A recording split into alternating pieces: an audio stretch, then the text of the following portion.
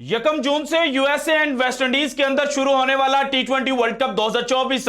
जिसके आगाज में अब 63 डेज बाकी बचे हैं और इस वक्त पाकिस्तान के अंदर यह डिबेट चल रही है और मुख्तलिफ जो क्रिकेट सर्कल्स हैं उनके अंदर जनाब जो टॉक ऑफ द टाउन बनी हुई है वो ये चीज है कि जनाब पाकिस्तान क्रिकेट टीम की कप्तानी बाबर आजम को क्यों दी जा रही है और इस वक्त पाकिस्तान क्रिकेट बोर्ड बाबर आजम के पीछे क्यों पड़ा है कि जनाब आप ही टी20 वर्ल्ड कप 2024 में पाकिस्तान क्रिकेट टीम को लीड करें। सो इसके ऊपर कुछ अपडेट्स आज की वीडियो में मैंने आपके साथ शेयर करनी है। शाहिनशाह अफरीदी के जो फैंस हैं वो जनाब इस वक्त बाबर आजम की कप्तानी की जो ऑफर है उसको लेकर क्या बातें कर रहे हैं ये भी आपके साथ शेयर करनी है। पाकिस्तान क्रिकेट बोर्ड इस वक्त जनाब बाबर आजम के पीछे दीवाना क्यों हुआ है, क्योंकि ये वही बाबर है जिनको 15 नवंबर 2023 को पाकिस्तान क्रिकेट बोर्ड ने हटाया था। और अगर यह बात भी रद्द कर दी जाए कि जनाब वो तो ज़का अशरफ साहब की मैनेजमेंट थी, वो ज़का अशरफ साहब उस वक्त पाकिस्तान क्रिकेट बोर्ड के हेड थे और अब मोहसिन नकवी साहब हैं, सो दोनों में फर्क है। लेकिन दोनों की जो टीम है उसको अगर ग्राउंड लेवल के ऊपर चेक किया जाए तो वहाब रियाज वहां पर चीफ सिलेक्टर थे और यहां पर मोहसिन नकवी साहब की टीम के अंदर जनाब जो चीफ सिलेक्टर हैं वो वहाब रियाज साहब तो नहीं रहे, लेकिन फिर भी वहाब रियाज जो हैं वो पाकिस्तान क्रिकेट बोर्ड की जो इस वक्त मैनेजमेंट है उसको मोहसिन नकवी साहब के बाद लीड कर रहे हैं। तो फिर ऐसा क्या हुआ है कि जनाब वहाब रियाज साहब भी ये कह रहे हैं कि जनाब बाबर आजम आप पाकिस्तान क्रिकेट टीम की कप्तानी ले लें। ये जनाब स्टैट्स कुछ मैंने आपके साथ शेयर करने हैं ताकि आपको आइडिया हो जाए कि इस वक्त चल क्या रहा है। कप्तानी के पीछे जो जंग है, इसके पीछे जो असल लड़ाई है और असल रीजन है वो क्या है। इसके अलावा चूंकि जनाब टी20 वर्ल्ड कप 2024 में पाकिस्तान और भारत एक दफा फिर एक दूसरे के साथ टकराएंगे और 9 जून को पाकिस्तान और भारत का मैच खेला जाना है न्यूयॉर्क में और इस मैच के आगाज में भी अब जनाब 71 डेज आज की तारीख से अगर काउंट किए जाएं तो बनते हैं। तो अगर बाबर आजम कप्तान बनते हैं और जिस तरह से इमाद वसीम और मोहम्मद आमिर ने रिटायरमेंट वापस ली है तो उसके बाद यह सवाल भी पैदा हो रहा है कि जनाब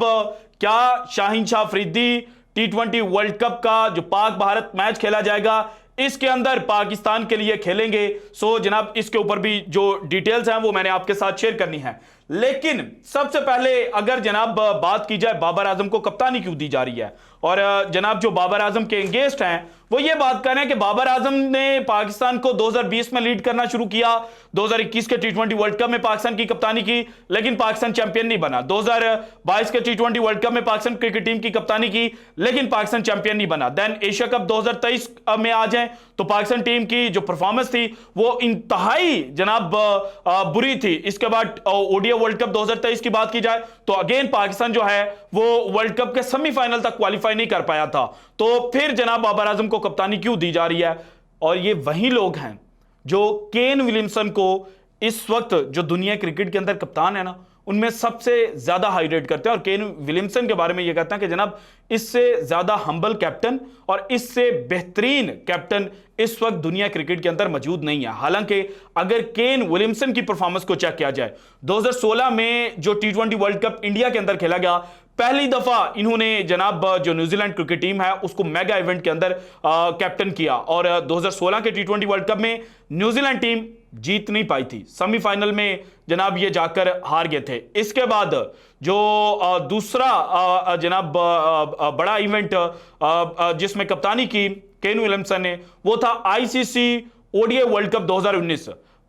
इंग्लैंड के खिलाफ न्यूजीलैंड ने फाइनल खेला लेकिन फाइनल नहीं जीत पाई। देन टी20 वर्ल्ड कप 2021 की बात की जाए तो अगेन न्यूजीलैंड जो है उसने भारत के खिलाफ कामयाबी हासिल की और पाकिस्तान से ये मैच हारे थे और सेमीफाइनल तक बल्कि फाइनल तक पहुंचे थे और फाइनल में जाकर जनाब ये जो ऑस्ट्रेलिया है उसके हाथों हार गए थे। देन टी20 वर्ल्ड कप 2022 की बात की जाए तो पाकिस्तान के खिलाफ ये सेमीफाइनल हारे थे। ओडीआई वर्ल्ड कप 2023 की बात की जाए तो जनाब ये इंडिया के हाथों वीकेंडे मुंबई के अंदर जो सेमीफाइनल है वो हार गए थे और अब टी20 वर्ल्ड कप 2024 में भी केन विलियमसन जो है वो न्यूजीलैंड क्रिकेट टीम के कप्तान होंगे। सो अगर आपने कप्तानों को रेट करना है कि उन्होंने आईसीसी ट्रॉफीज कितनी जीती हैं तो फिर तो जनाब केन विलियमसन को कब मतलब एक लंबे अरसा पहले ही न्यूजीलैंड क्रिकेट बोर्ड को फारिग कर देना चाहिए था। और आप जो जनाब यहां पर सिर्फ इस बुनियाद पर कहते हैं कि बाबर जो है वो आईसीसी इवेंट्स के अंदर अभी तक पाकिस्तान को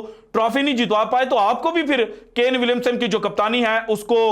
जनाब उसके ऊपर ट्रोल करना चाहिए था और कहना चाहिए था कि इसको कप्तान होना ही नहीं चाहिए। क्योंकि फार्मूला जब आप एक बाबर आजम के लिए रख रहे हैं आईसीसी ट्रॉफी का, तो फिर जनाब जो केन विलियमसन है उनके लिए भी यही रखना चाहिए। मुझे पता है कुछ लोग फुदक कर आएंगे, जिस तरह से बारिश के अंदर, और आज भी पाकिस्तान के अंदर बारिश हो रही है, और वो बारिश के अंदर जिस तरह से मेंढक फुदकते हैं उस तरह से कहेंगे कि जनाब उसने भारत के खिलाफ 2021 की वो वर्ल्ड टेस्ट चैंपियनशिप का फाइनल जीता था। तो भाईजान टेस्ट एक डिफरेंट चीज है, लेकिन जो आईसीसी के बड़े इवेंट्स हैं मैं उनकी बात कर रहा हूं। आपका फाइनल के अंदर जाकर तुक्का लग जाता है, और इसके अलावा टेस्ट में चूंकि आपने होम सीरीज भी ज्यादा खेलनी होती है तो उसमें आपका तुक्का लग जाता है, आप जीत जाते हो। तो आप जो आईसीसी के मेगा इवेंट्स है ना उनके अंदर की बात करें, हालांकि इसमें चैंपियंस ट्रॉफी जो है वो मैंने जनाब 2017 वाली स्किप कर दी थी, उसको भी आप इंक्लूड कर सकते हैं। उसमें भी जो जनाब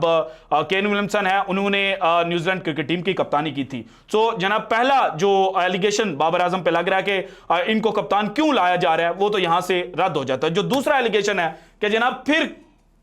शाहीन का क्या कसूर है, शाहीन को कोई आईसीसी इवेंट भी नहीं मिला, एक सीरीज मिली वो भी पाकिस्तान से अवे थी और मुश्किल कंडीशंस के अंदर थी, 3 डेब्यूटेंट्स थे, और फिर जनाब पाकिस्तान का मिडिल ऑर्डर जो है उसके अंदर भी न्यू एक्सपेरिमेंट्स किए गए थे। तो फिर शाहीन को क्यों इस वक्त जनाब रिमूव किया जा रहा है? हालांकि मैं भी इनिशियली ये समझता हूं कि शाहीन को रिमूव नहीं करना चाहिए और शाहीन के साथ कंटिन्यू करना चाहिए, लेकिन जो असल चीज है वो जनाब ये नहीं है कि शाहीन शाह अफरीदी पाकिस्तान टीम की क़यादत कर रहे थे न्यूजीलैंड के खिलाफ और पाकिस्तान वहां पर पहले 4 टी20 मैचेस हार गया था, बल्कि इमाद वसीम और मोहम्मद आमिर की जो रिटायरमेंट वापस हुई है, इसके बाद पाकिस्तान की जो बॉलिंग लाइनअप है उसके अंदर शाहीन शाह अफरीदी उस तरह से फिट नहीं आ रहे जिस तरह से वो जनाब आमिर और इमाद की रिटायरमेंट वापस रिटायरमेंट लेने के बाद आ रहे थे। अब जनाब आप फैक्ट्स को तो यहां पे डिनाई नहीं कर सकते। सबसे पहले देखें कि शाहीन शाह अफरीदी की जो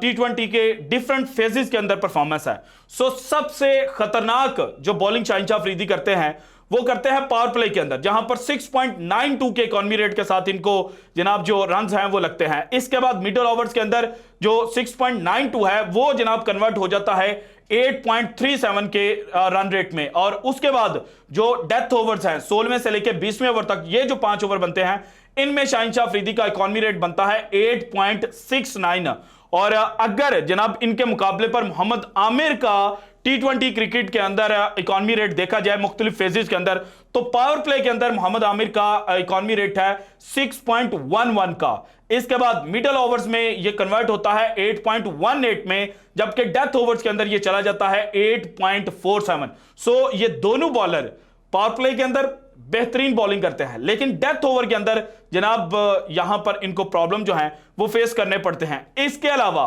जो बेस्ट पावर प्ले का बॉलर है इन टी20 इंटरनेशनल मैचेस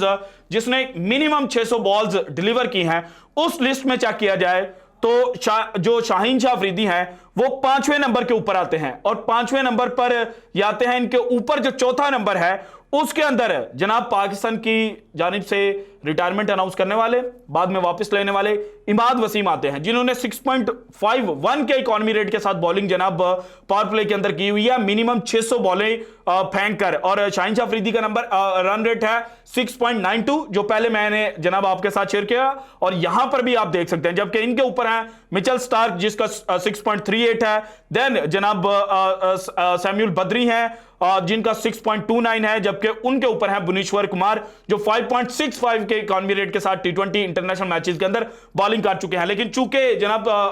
कुमार और बद्री जो है ये दोनों रिटायर्ड हो चुके हैं, या इनके चांसेस नहीं है इनकी टीमों के लिए खेलने के लिए। सो 3 वो बॉलर जिन्होंने 600 कम से कम 600 गेंदें फेंकी हुई है टी20 क्रिकेट में, उनमें जनाब ये 3 बॉलर टी20 वर्ल्ड कप 2024 में अपनी अपनी टीमों को रिप्रेजेंट करेंगे। मिचेल स्टार्क ऑस्ट्रेलिया के लिए खेलेंगे, जबकि इमाद वसीम और शाहीन शाह अफरीदी पाकिस्तान के लिए खेलेंगे। सो अब पावर प्ले के अंदर पाकिस्तान के पास कितने बॉलर हैं? शाहीन जो प्रूव कर चुके हैं अपने आप को, देन जनाब आपके पास आते हैं मोहम्मद आमिर जो अगेन जनाब एक टेस्टेड प्लेयर हैं और बड़े मैच के बड़े खिलाड़ी हैं, देन आते हैं इमाद वसीम, और इनके बाद जो इस वक्त यंगस्टर हैं, क्योंकि इन्होंने अभी इतनी T20 क्रिकेट खेली नहीं है और इतने ज्यादा ओवर्स किए नहीं है, सो इसलिए इस लिस्ट के अंदर इनका नाम नहीं है, और वो नाम है नसीम शाह का। पाकिस्तान में जो इस वक्त सबसे ब्रिलियंट बॉलर समझा जा रहा है हर एक फेस का, वो नसीम शाह को माना जाता है, जो गेंद को दोनों साइड्स की जो मूवमेंट है वो करवा सकते हैं। सो पाकिस्तान ने इन 4 में से 3 बॉलर जो हैं वो पावर प्ले के अंदर ट्राई आउट करने हैं, या चौथे को भी अगर खिला लिया जाए तो चौथा भी पावर प्ले का एक ओवर जो है वो फेंक सकता है। लेकिन फिर प्रॉब्लम यह आएगी कि जनाब डेथ ओवर्स के अंदर कौन बॉलिंग करेगा, क्योंकि इमाद वसीम डेथ ओवर के अंदर बॉलिंग नहीं कर सकते। उनको जनाब मोर देन 9.50 की इकॉनमी रेट के साथ जो मार है वो पड़ चुकी है, और ये पावर प्ले के फौरन बाद जनाब जो मिडल ओवर्स हैं उनके अंदर बॉलिंग कर सकते हैं। डेट मींस के 16वें ओवर से पहले पहले इमाद वसीम का कोटा पूरा करना है। फिर मोहम्मद आमिर और जो शाहीन शाह अफरीदी हैं उनका सिनेरियो भी इसी तरह से है कि आप जनाब इनसे एक ओवर तो डेथ ओवर के अंदर करवा सकते हैं, जो पिछले आखिरी 5 ओवर बचते हैं, लेकिन वहां पर कोई ऐसा बॉलर होना चाहिए जो मिनिमम 2 ओवर फेंक सके। सो इस सिनेरियो में जो डेथ ओवर का बेहतरीन बॉलर है जनाब, जब से हारिस रऊफ का डेब्यू हुआ है, और हारिस रऊफ का डेब्यू हुआ था 2020 में, और 24 जनवरी को पहला मैच इन्होंने बांग्लादेश के खिलाफ खेला था, और उस मैच से लेके आज दिन तक की अगर बात की जाए तो T20 क्रिकेट में डेथ ओवर्स के अंदर जिस बॉलर की सबसे ज्यादा विकेटें हैं वो है हारिस रऊफ। 49 विकेट्स जनाब इन्होंने हासिल की हैं, और इसके अलावा बेस्ट इकोनॉमी हारिस रऊफ ने 503 या 4 गेंदें जो हैं वो T20 क्रिकेट के डेथ ओवर्स के अंदर फेंकी हुई हैं, और मिनिमम 500 गेंदें जिस बॉलर ने की हुई हैं उस लिस्ट के अंदर जो जनाब पहले नंबर के ऊपर बॉलर है वो हारिस रऊफ है। सो पाकिस्तान को डेथ ओवर्स के लिए तो बॉलर मौजूद है हारिस रऊफ। सो इनिशियली जो पावर प्ले का प्रॉब्लम है वो पाकिस्तान क्रिकेट के लिए सॉर्ट आउट करने की जरूरत है। और जो कल जनाब एक ट्वीट की थी मजहर अरशद साहब ने, जो एक बहुत बेहतरीन एनालिस्ट हैं, उन्होंने भी हारिस रऊफ के हवाले से ये कहा था कि आप उसको ड्रॉप नहीं कर सकते। और जो वर्ल्ड कप का मैच पाकिस्तान भारत का खेला जाना है वो चूंकि न्यूयॉर्क की पिच पर खेला जाना है और आपको पता नहीं है कि कंडीशंस किस तरह की होंगी, सो वहां पर मे बी आप 4 फास्ट बॉलर्स के साथ चले जाओ, लेकिन जब आप सुपर 8 राउंड के मैचेस खेलोगे जो वेस्ट इंडीज के अंदर है, और उनमें अगर पिछले 2 से 3 सालों की क्रिकेट को देखा जाए तो वो स्पिनर्स को ज्यादा असिस्ट करते हैं, तो वहां पर आपको एक फास्ट बॉलर को ड्रॉप करना पड़ सकता है। सो आप उस बॉलर को ड्रॉप करोगे कि जिसके पाए का बॉलर ही नहीं है डेथ ओवर्स में, या फिर उस बॉलर को ड्रॉप करोगे जो जनाब जिसके ओवर्स का कोटा कोई दूसरा बॉलर जो है वो पावर प्ले के अंदर पूरा कर सकता है। सो इस वजह से शाहीन शाह अफरीदी की जो कैप्टनसी है ना वो खतरे के अंदर आई है, और इसीलिए जो सिलेक्टर्स हैं वो जनाब परेशान है कि करें तो करें क्या। इसके अलावा पाकिस्तान का 15 रुकनी स्क्वाड क्या होगा T20 वर्ल्ड कप 2024 के लिए, और तारीख में पहली दफा हो रहा है कि अभी तक कोचेस फाइनल नहीं है। आज पाकिस्तान क्रिकेट बोर्ड ने एडवर्टाइजमेंट दी है, हालांकि जो कोचेस के बारे में मैंने आपको बताया था, Gary Kirsten white ball format और Jason Gillespie red ball format में पाकिस्तान टीम के कोच बनने के तकरीबन 95% दावेदार जो है वो बन चुके हैं। लेकिन पाकिस्तान क्रिकेट बोर्ड ने आप चूंकि जनाब कोई एडवर्टाइजमेंट जारी किया तो उसको ध्यान में रखा जाए, तो आज एडवर्टाइजमेंट जारी किया, दैट मींस कि पाकिस्तान के पास अभी कोच नहीं है, और कप्तान उसको लेकर जंग चल रही है, मुख्तलिफ जनाब चीजें जो हैं वो सामने आ रही हैं। तो तारीख में पहली दफा हो रहा है, ना कोच का पता है ना कप्तान का पता है, लेकिन 3 खिलाड़ियों का पता है कि ये जनाब T20 वर्ल्ड कप 2024 में पाकिस्तान टीम के जो 15 मेंबर स्क्वाड होगा उसके अंदर जगह बनाएंगे। और ये 3 खिलाड़ी हैं, उस्मान खान जो जनाब यूएई का कॉन्ट्रैक्ट खत्म करके पाकिस्तान को रिप्रेजेंट करने के लिए आए हैं, उसके अलावा इमाद वसीम और मोहम्मद आमिर जिन्होंने अपनी रिटायरमेंट विड्रॉ की है। तो पाकिस्तान के पीछे बचे 12 खिलाड़ी। अब जो पाकिस्तान के कैंप लगा हुआ है काकूल के अंदर, यहां पर 29 रुकनी जो स्क्वाड है वो तरतीब दिया गया है। इनमें से 3 इमाद, उस्मान और आमिर को आप निकाल लें तो पीछे 26 लड़के बचते हैं। इन 26 में से पाकिस्तान ने 12 खिलाड़ियों को जो इनिशियल 15 मेंबर स्क्वाड होगा उसके अंदर सिलेक्ट करना है। बाद में 3 ट्रैवलिंग रिजर्व भी आ जाएं तो जनाब 15 टोटल खिलाड़ी आपने चूज करने हैं। अगर ट्रैवलिंग रिजर्व को एक साइड पे रख दिया जाए, क्योंकि वो इनिशियल 15 मेंबर स्क्वाड का हिस्सा नहीं होते और उनको जनाब किसी खिलाड़ी की खराब परफॉर्मेंस पर टीम के अंदर इंडक्ट नहीं किया जा सकता जब तक इंजरी ना हो, तो जनाब पाकिस्तान ने 12 खिलाड़ियों को सिलेक्ट करना है। अब इन 12 खिलाड़ियों को अगर आप देखें तो बाबर आजम, आपके कप्तान बनने जा रहे हैं, ऑब्वियस हैं, ये पाकिस्तान के लिए खेलेंगे। देन दूसरे ओपनर साइम अयूब, देन उसके बाद आ जाते हैं जनाब इफ्तिखार अहमद हार्ड हिटर, उसके बाद आ जाते हैं शादाब खान लेग स्पिनर और आपके मिडल ऑर्डर में भी बैटिंग कर सकते हैं। देन नसीम शाह, इनको आप लाजमी लेकर जाएंगे। शाहीन शाह अफरीदी भी 15 मेंबर स्क्वाड का हिस्सा होंगे। हारिस रऊफ भी 15 मेंबर स्क्वाड का हिस्सा होंगे। फखर जमान भी आपके 15 मेंबर स्क्वाड का हिस्सा होंगे। मोहम्मद रिजवान भी जनाब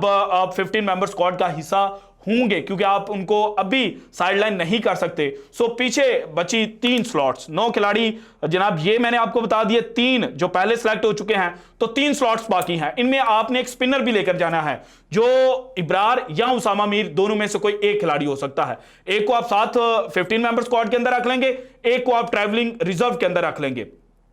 इसके बाद जनाब आपने एक फास्ट बॉलिंग ऑलराउंडर भी लेकर जाना है, जो या तो वसीम जूनियर हो सकते हैं, या अब्बास अफरीदी हो सकते हैं, या पेशावर ज़ल्मी के लिए खेलने वाला जो बॉलर है, उसका नाम मेरे ज़हन से स्किप हो गया, ऑस्ट्रेलिया के अंदर उसने तबाही मचाई थी, वो हो सकता है। सो इन तीनों में से, और इन तीनों में से भी जो हाई चांसेस हैं वो अब्बास अफरीदी या फिर जनाब जो मोहम्मद वसीम जूनियर हैं उनके हैं। इसके अलावा आपको एक हार्ड हिटर भी चाहिए, जो या तो आजम खान हो सकता है, या फिर जो नाम लिया जा रहा है वो सलमान अली आगा का है। सो इस तरह से आपका 15 मेंबर स्क्वाड जो है वो सिलेक्ट हो रहा है। और अब इस 15 मेंबर स्क्वाड में जो ऑब्वियस चॉइस है कि हर मैच के अंदर खेलेगा, वो सिर्फ बाबर आजम है। सो इसी वजह से बाबर आजम को कप्तानी जो है वो पाकिस्तान क्रिकेट बोर्ड ऑफर कर रहा है। So this is it from today's episode. अगर आपको वीडियो पसंद है तो लाइक कीजिएगा, ज्यादा से ज्यादा शेयर कीजिएगा, अपनी कीमती राय का इज़हार लाजमी कीजिएगा, और अगर आपने अभी तक चैनल को सब्सक्राइब नहीं किया तो कर दें। शुक्रिया, अल्लाह हाफिज।